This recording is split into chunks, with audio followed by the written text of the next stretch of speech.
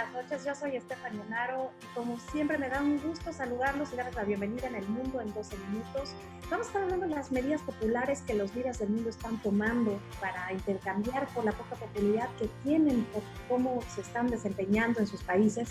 Y para esto hoy nos acompaña Tere Vale. Ay, Stephanie, me da tantísimo gusto estar con ustedes. ¿Cómo están? Buenos días. Gracias. Buenas noches, perdón, ya estoy loca. Es el confinamiento, Stephanie. ¿Qué tal? Querida Stephanie, qué gusto. Tere, de verdad, tenerte aquí. Soy un admirador tuyo. Qué gustazo, Carlos. Me gusta siempre. Jaime, Carlos, gracias. Nomás que fíjate, Stephanie, me dijeron que eran mis admiradores cuando eran niños, imagínate. No, todos éramos niños. Todos éramos niños. Ajá. Tú ibas un año adelante de nosotros. Tere. Exacto. Nada más, así es. Qué gusto. Paso adelante. Oigan, pues fíjate que está muy interesante lo que está pasando, porque después de que Donald Trump se reúne con AMLO y dice que lo ama y que son muy amigos, vuelve a atacar a México, dice a los estadounidenses que no tienen que fijar en los contagios de Estados Unidos, sino más bien que tienen que voltear a México y todos sus casos de contagio, y que qué bueno que ya se está construyendo el muro, porque si no estarían todos infectados. Y creo que esta es una serie de las medidas populistas que igual que Bolsonaro y aquí los otros jugadores están tomando. Que fíjate que yo creo que podríamos hacer el decálogo del populista, sobre todo para las personas que nos están escuchando. Si usted quiere ser un populista, señor, señora que nos ve, pues mire, aquí le van algunas recetas, Stephanie. Si quieres las vamos dosificando, tú me dices. Bueno, la primera es soluciones imposibles a problemas muy complejos, pero que sean soluciones sencillas. O sea, aquí tenemos muchos ejemplos, no pasa nada, esto se va a acabar. Acuérdense cuando Donald Trump dijo, esto para Pascua, para la semana de Pascua ya se resolvió. O el presidente López Obrador o el señor López-Gatell, pues cuando dijeron, no hombre, para mayo esto está más que controlado. Entonces, primero, invente usted una solución sencilla a un problema complejo. El segundo tema muy importante para ser un buen populista, por favor, Stephanie, si decidimos, Jaime, Carlos, tú y yo, hacer una célula populista, atención, necesitamos un chivo expiatorio. Eso es también muy importante. O sea, alguien que tenga la culpa. Puede ser desde los chinos, por ejemplo, ellos, claro, inventaron este virus para poder conquistar al mundo. Acuérdense la cantidad de videos que salían al principio con este asunto del complot. O aquí en México es un problema de los conservadores, solamente los ricos son, acuérdense de esas declaraciones, son los que se contagian. Es un problema que no tiene que ver con las mayorías.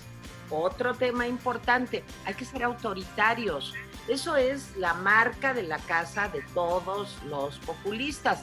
Y creo que en el caso de Bolsonaro, en el caso del señor Trump, en el caso, desde luego, del presidente López Obrador, pues tenemos esos rasgos de autoritarismo que también convienen mucho, porque te voy a decir, el autoritario tiene una personalidad en donde no es posible la razón, sino solamente la emoción es lo que cuenta. Y en el caso de los tres, como ustedes verán, independientemente de que haya argumentos científicos, de que haya pues una serie de investigaciones que prueban que se trata de un virus, que esto no es un complot de ningún país, que realmente hay una preocupación muy grande a nivel de la Organización Mundial de Salud con relación a la expansión de este virus. Bueno, de todas maneras el autoritario lo que dice, no, eso no es cierto. Eso es realmente algo que a mí me viene como anillo al dedo, porque voy a poder tomar medidas que sin este pretexto no hubiera podido tomar. Sí, Stephanie. Lo subestimaron, que tanto Bolsonaro como Trump, como López Obrador decían, no pasa nada. Bolsonaro decía, es una gripiña, que ya, por cierto, ya le dio, ¿no? Y entonces cuando todo esto hay que distraer y tomar medidas populares, como era el tema que platicabas, Carlos, que era traer a Lozoya cuando la economía va decayendo. Claro, no, coincido totalmente con lo que dices, Tere, y con lo que mencionas, Stephanie. Yo creo que el tema de estos líderes que pues se ha vuelto realmente extremo y han tomado medidas que desafortunadamente han sido malas para sus pueblos. Y lo vemos desde las cosas más sencillas, el tema de usar el cubrebocas. O sea, ha sido una negligencia. O sea, es una cosa tan sencilla que todo el mundo lo podría hacer. Los países desarrollados, Angela Merkel lo hace. De hecho, acabamos de ver, creo que en la semana, que regaña a un presidente porque lo pone aquí en la nariz abajo. Entonces, y el hecho de no hacerlo, creo que es lo que transmite, que de alguna manera pues no le da esa seguridad a su pueblo y quiere hacerse sentirse como superhombres, ¿no, Stephanie? Yo por ahí lo veo. No sé, Jaime, ¿qué opine? Pues mira, Carlos, Stephanie, Tere, precisamente hace 2 días el periódico Reforma, y bueno, se puede tener que hablar del periódico conservador para el presidente, pone precisamente en la portada 4 líderes, pone a Angela Merkel, pone al presidente de China, pone al presidente de Cuba, pone al presidente de Corea, usando su cubrebocas, y pone al presidente Trump, al presidente Bolsonaro, al presidente Johnson y al presidente de México sin cubrebocas. Y lo que señala precisamente es cómo en los países donde tienen cubrebocas los líderes, los casos han bajado, han detenido la pandemia o han tenido un gran rol, y por el otro lado, los países donde no, pues la pandemia está disparada. Entonces, lo que decíamos es, más que el cubrebocas, lo que te refleja es un aspecto mental de los líderes y lo que está pasando en los países.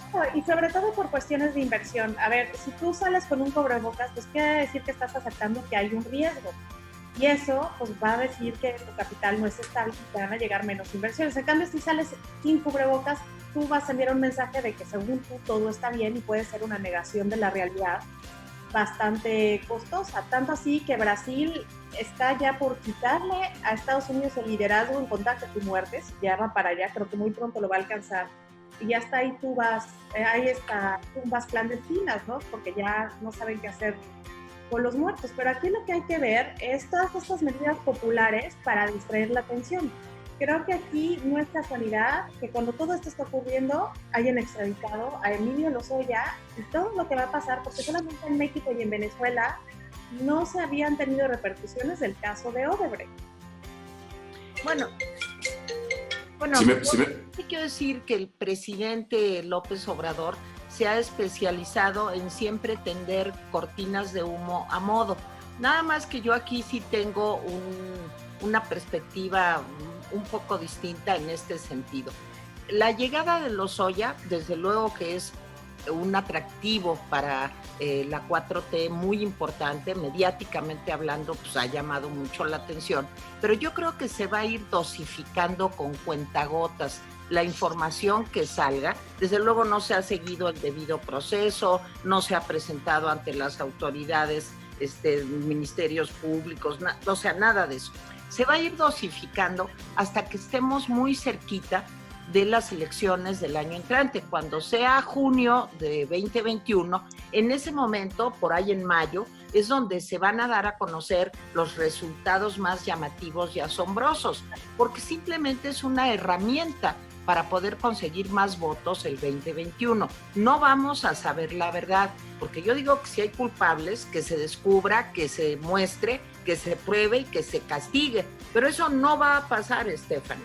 Claro, y sobre todo también aquí hay corruptos.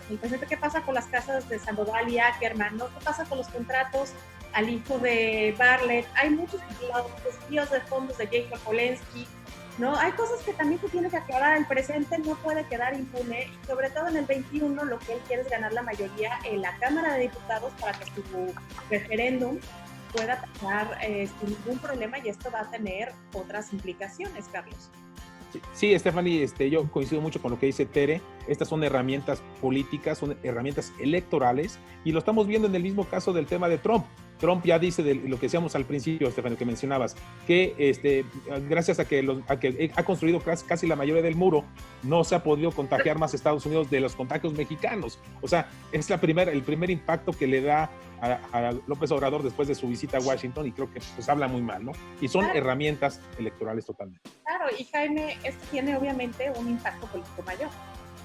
Fíjate, Stephanie, y lo platicamos un poquito antes de entrar al aire, Carlos y yo, que Emilio Lozoya es el primer mexicano que llega de España con anemia. Después, habiendo fabada, jamón serrano, quién sabe qué le pasó a Emilio que llegó con anemia y pues lo tuvieron que internar, ¿no? Perdón la broma, pero bueno, pues suena chusco, ¿no? Pero las implicaciones políticas que esto va a tener pues van a ser muy fuertes, porque precisamente el día de ayer en la mañanera el presidente López Obrador estaba ya hablando de lo que estaba declarando Emilio Lozoya, lo cual a mí se me hace una grave situación, porque se supone que son cuestiones confidenciales, hay debido proceso, hay que ser, ahí se crecía en esa cuestión y pues ya se están haciendo públicas y pues pareciera, como bien lo están señalando aquí, que esos elementos pudieran usarse hacia las elecciones del 2021 como una herramienta, un arma contra la oposición. Oye, Sí, Tere. perdón, Salud.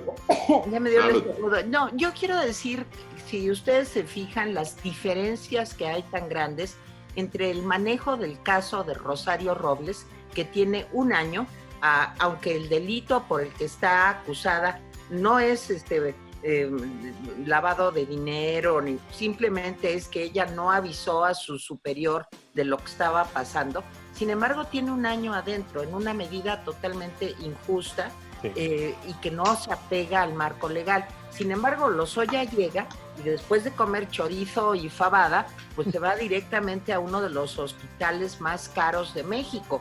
¿Qué se acordó? ¿Cómo se negoció? Eso está totalmente fuera del marco legal de nuestro país. Pero no nos importa porque pan y circo. Y como no hay pan, pues harto circo. Yo creo que es propaganda a la salud de la 4T, ¿no? Porque en España los mandan enfermo y en México sí se dan cuenta que están enfermos, ¿no? Otra mentira populista que seguro nos va a dar mucho de qué hablar en los siguientes 12 minutos. Tere, Vale, muchas gracias por habernos acompañado. Carlos, Jaime. Muchas gracias. No, verás, Carlos, Jaime, Stephanie, estás preciosa e inteligente como siempre. Sí. Tus amigos también están preciosos, no tanto como tú, pero también. Muchas gracias, Tere. Qué gusto Muchas verte. gracias, Tere. Qué gusto. Gracias, Stephanie. No, gracias por invitarme, gracias. Aquí en Telered Digital. Hasta luego. Nos vemos.